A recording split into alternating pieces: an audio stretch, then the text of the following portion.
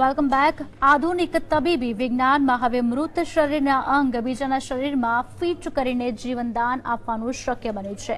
ત્યારે નવસારીના ખાપરિયા ગામના યુવાનનું હૃદય આણંદના યુવાનમાં ધબકતું થયું છે.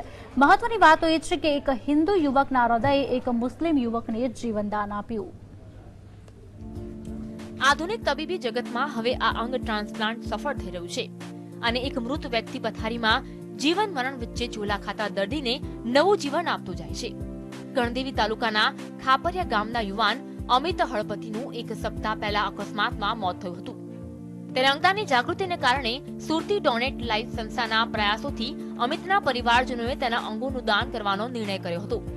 સુરતની હોસ્પિટલમાં હૃદય ટ્રાન્સપ્લાન્ટ કરવા અમદાવાદની સિમ્સ હોસ્પિટલના નિષ્ણાત તબીબોએ ચાર્ટર પ્લેન મારફતે અમદાવાદથી સુરત ગ્રીન કોરિડોર મારફતે માત્ર 85 મિનિટમાં 250 કિલોમીટરનું અંતર કાપીને સુરતની હોસ્પિટલમાં મૃત અમિતનું હૃદય પહોંચાડ્યું અને હૃદય રોગથી પીડાતા આણંદના મુસ્લિમ પરિવારના સોહેલ વોરાને નવી જિંદગી મળી.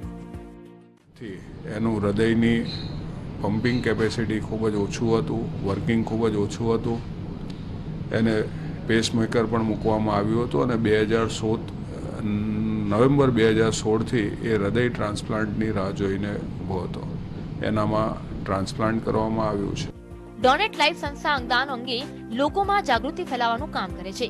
મૃતક અમિતના પરિવારજનો સંસ્થાની સમજાવટથી અમિતના 6 અંગોનું દાન કર્યું. ત્યારે દુનિયા છોડી ગયેલા અમિતે 6 દર્દીઓને દુનિયામાં જીવવાની નવી આશા જગાડી અને આ કાર્યથી અમિતના પરિવારજનો પણ પુણ્યનું કામ કર્યાનો ગર્વ અનુભવે છે. આની અંદર જે સૌથી મોટો ધર્મ છે એ હિન્દુ કે મુસ્લિમ એનો વિષય નથી. આ સૌથી મોટો જે ધર્મ છે એ ધર્મ છે માનવતાનો ધર્મ અને એ જ ધર્મને આધારે અત્યાર સુધી ઘણા બધા અંગો અમારી સંસ્થા મારફત ટ્રાન્સપ્લાન્ટ થયા છે. એક હિન્દુ યુવકનું હૃદય મુસ્લિમ યુવકમાં ધબકતું થયું છે.